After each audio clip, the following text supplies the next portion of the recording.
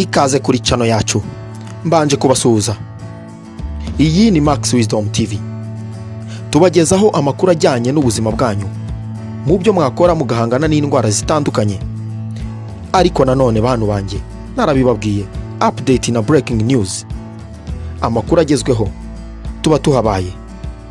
Kora like na subscribe. Hasaho maze twimanukire. Amakuru ari gucicikana hirya no hino mu binyamakuru, ku mbuga nkoranyambaga zitandukanye, aravuga iby'ubukwe bwa Safi. Amakuru avuga ko Safi yaba agiye kurongora umukecuru w'imyaka 64 utuye mu ntara y'Uburengerazuba mu karere ka Rubavu.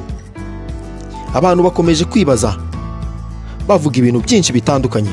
Bamwe bati Safi byaba byagenze gute kugira ngo afate kino cyemezo. Ibi byatumye rero Maxwisdom TV tuzenguruka ngo tumenye amakuru y'impamo n'icyaba cyihishe inyuma y'ibi bivugwa.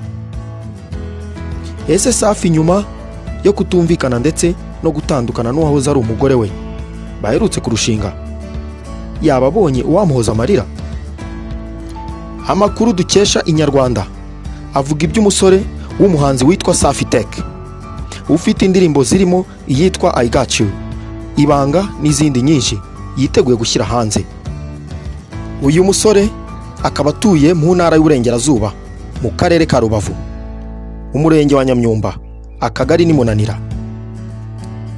Yavuze ko amaze amezi 8 akundana n'umukecuru w'imyaka 64 witwa Leokadi. Uyu musore avuga ko yiteguye kurushinga n'uno mukecuru we yihebeye.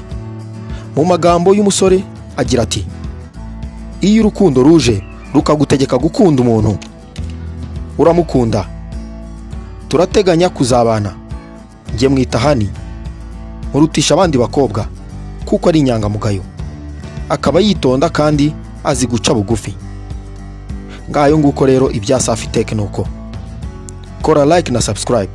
Murakoze.